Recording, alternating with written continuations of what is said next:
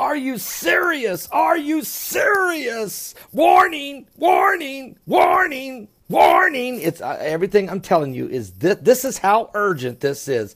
The methane leak in California is probably, if not, one of the greatest natural disasters we've ever faced in this. Wait a minute. It's not a natural disaster. It's happening because of a broken pipe. Maybe several places the pipes are broken in California. Now, I've got some critical statements made by some very, very predominantly important individuals. Now, this here is an email sent to Heidi dated January 9th, which was yesterday. I will not give this person's name, but they're a former executive of a major oil company and worked in that industry for 25 to 30 years. The individual says these words: my findings are the pipeline leak could be shut off from the source upstream. Of course, that would entail a great loss of funds for the gas company that it flows past, because the gas is flowing past the leak and still able to service homes. The danger of the benzines and the other toxic chemicals mixed in with the methane is not just toxic to the lungs and the flesh. It's acidic and very corrosive. It will attack flesh as well as metal. This is a horrible game played out by the elitist. From here, one can only point the finger at the gas company and the EPA. Someone is allowing it to continue to flow. They do have the power to stop it. Drilling a relief well is a slow fix, and they are drilling a relief well right now. It won't be done till sometime in late March. That is a very slow fix. I don't see where they have called in the world's experts to blow out prevention. Boots and Coots as well. Why don't they call in the experts? Now, that's what his response is. Now, let me tell you what some other response. There was a town hall meeting held in the Porter Ranch Town Hall meeting in California. A man by the name of Rex Paris, an attorney, stood up and said these words: it's the most massive gas well blowout in a populated area in history. This has never happened before in a populated area. And so when they tell you that it's not damaging, it's just temporary. Whatever nonsense they're feeding you, understand nobody knows. It's never happened before. This can be deadly. Make sure you're getting treated. Nobody knows what breathing this stuff constantly is doing to the children. The gas company says this is just the smell you're reacting to. It's just temporary. It's not a problem. It's not serious. These people aren't stupid. How could somebody possibly say that? We have children whose noses are bleeding every day. We have people who are suffering from chronic headaches and nausea every single day. How does that not become a serious issue? Why are they saying something nobody here believes? Then Michael Engenler, a Los Angeles city councilman, stood and said the following: I will tell you this goes well beyond Porter Ranch. We've had complaints from as far as Chatsworth and Northridge and Granada Hills.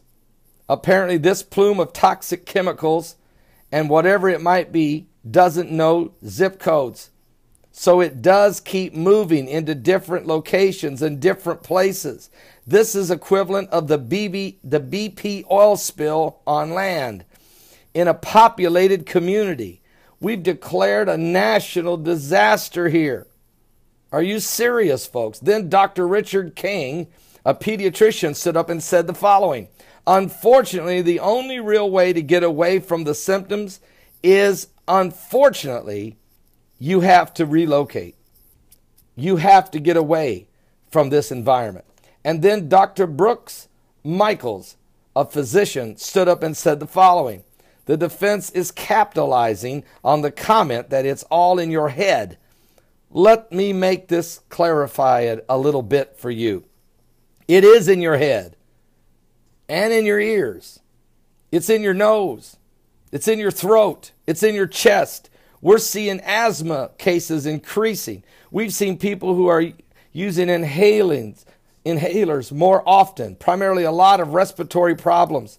If you have a chance to leave, if you're able to leave, if you have a chance to relocate, do it now, said the doctor. I'm telling you, it's really critical. It's what we don't know more than what we do know. A lot of information will be coming out soon about what the chemical carbons are that are so volatile. It's unbelievable when you see the quality that's there, that's coming out. The quantity, excuse me.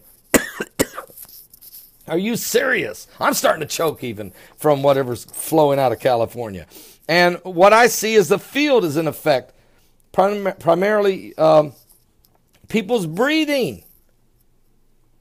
And then Dr. David Smith, a veterinarian, stood and said these words: I have seen dozens of cases of pets being ill or becoming ill. I do believe it's related to the exposure to the gas. I've seen dogs, cats, birds, pockets of pets. The primary symptoms I've seen is gastrointestinal vomiting. Once dog actually had the vomiting, not a good thing. Respiratory problems among the pets. In other words, folks, this thing is getting worse. It's equivalent to the BP oil spill down in the Gulf of Mexico back in 2010 that flowed and flowed and flowed forever before it was finally stopped.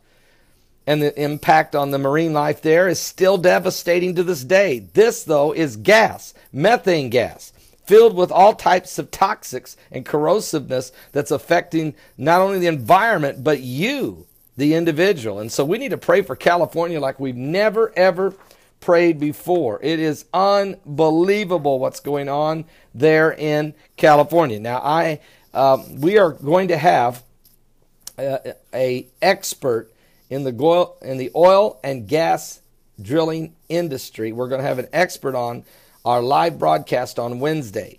We'll tell you more about that. We'll get it all locked down for you, but he'll be our guest on our live show, 12 noon Eastern on Wednesday, and we will try to get a comprehension of the dangers of this stuff and what it means and what is it going to take. I mean, this is almost like the Flint, Michigan water. I mean, people know about it, and they know about it, and they know about it, but they just hope it goes away because here's part of the problem. America is been so afraid to do anything because of litigation. Everybody is afraid to take responsibility and fix something because they're afraid of the devastation of litigation. And because of that, instead of dealing with problems, people sweep it under the rug, pass it down the stream, ignore it, and hope it goes away. Or even worse, change the test results, rig the system. Okay, at whose expense? It doesn't matter whose child that dies from whatever it is. It doesn't matter if grandma has a seizure and dies. It doesn't matter as long as they don't get identified as being the individual who may be responsible, or individuals, or the company, or the state, or the federal government, whoever it may be. So this is a serious problem. But once again, America's infrastructure, pipes breaking, pipes corroding, bridges crumbling, trains derailing. Now, I'm a pastor. Let's talk about it from a spiritual standpoint. Why is it happening? And you have to stop and ask yourself, are we going to be one nation under God? Or are we going to continue to lean to our own understanding? Worse yet, push God out, push Christianity away, and embrace paganistic worship, or secular humanistic thinking, or communistic progressiveness. When are we going to get a clue, folks?